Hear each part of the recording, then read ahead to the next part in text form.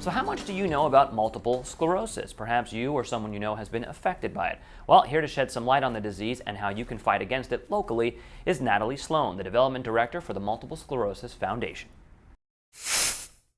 Natalie, great to see you. Welcome to our show. Thank you for having me.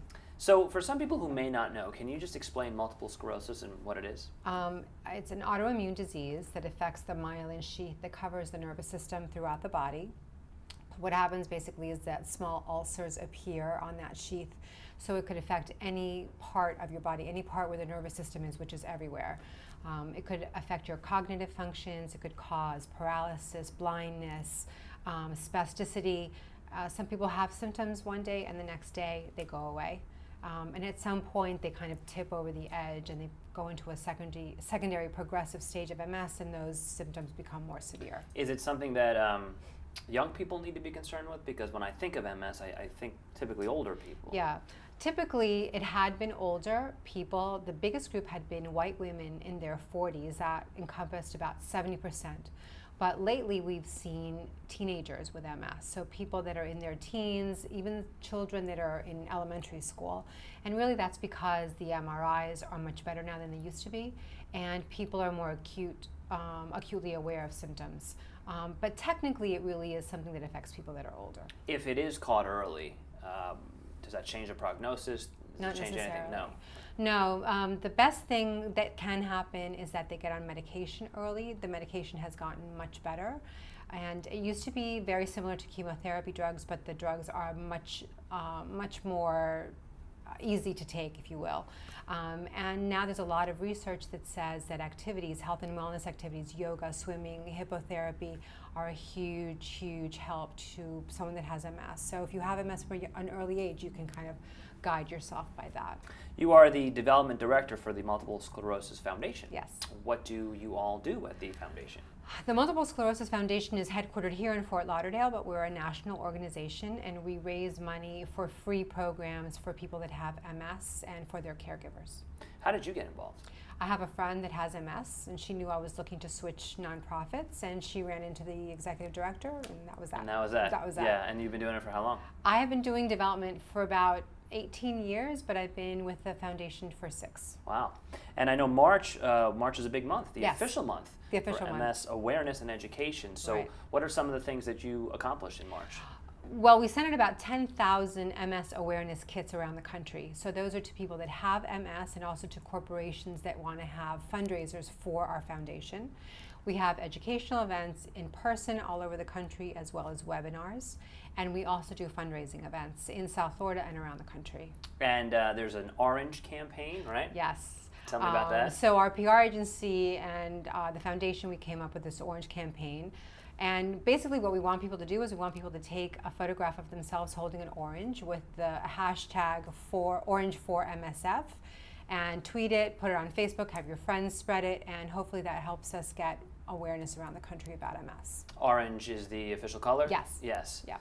And do you find that there is more awareness now than there was? Most definitely. Yeah. Most definitely. I think that for a long time, people thought MS was only in older people. But since there have been younger and younger people being diagnosed, then people are more aware. There's TV commercials, there's all kinds of stuff out there now. Social media for us has been a huge way to get our message across.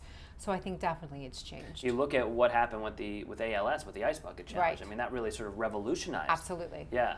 Yeah. So perhaps maybe with social media, there's a way to really spread the messaging. Well, I think for an organization like the Multiple Sclerosis Foundation, which really is a relatively small organization, we don't have a huge budget for advertising for PR, and social media is an amazingly quick and efficient way to get the word out.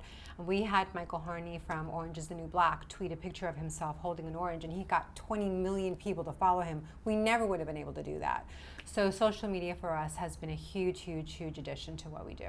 And I know we're only in March, April here, but there's a big event coming up in November, right? Yes. Yeah. We have one huge yearly event. This year it's a fashion show and luncheon at the Hyatt, Pier 66. We've done this for a few years in a row, and we get about 300 people, and it's a lot of fun. So we hope people will remember and come out. Tell us more about it. What else will go on at the event? We will have an actual fashion show with a local designer. We have an auction, we have a raffle, we have music, and this year's theme will be Mad Hatter, so it'll be kind of like a tea party, kind of a darker side of the tea party, but it should be a lot of fun.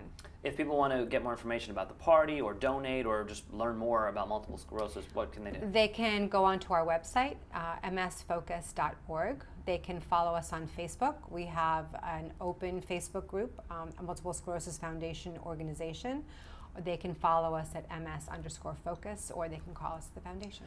With the couple of minutes we have left, talk to me about what symptoms and signs people should look out for if they think they might have MS. Well, that's kind of a slippery slope, okay, because it could be anything. You know, it could be tingling, it could be numbness, it could be, you know, all of a sudden you forgot something and you think you have, you know, Alzheimer's brain, as I call it.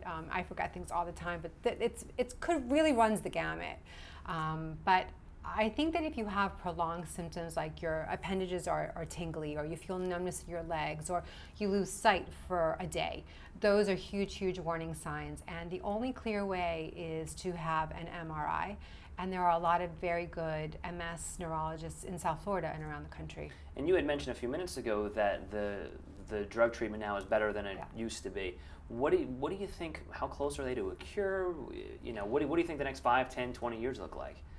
There's a lot of really good research, and even in the time from the time that I started at the foundation 6 years ago to today, the therapies are better.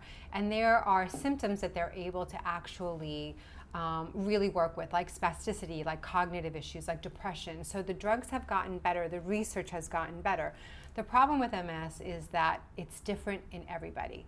No one has the same symptoms. A lot of drug therapies don't work the same on a white man as they would on an African American woman. They're not really sure why that is. So every case is extremely individual. But there's definitely good research, and there's definitely some improvements. So they need money. Absolutely. People need to donate. Yes. How do they do it again? They can call me at the foundation, or they can go on our website, msfocus.org. All right. Well, it was great to see you, Natalie. Thank you for having me. Come back before November. Okay. To talk about the fashion show. Absolutely. Okay? Thank you. You got it. Thank you. All right.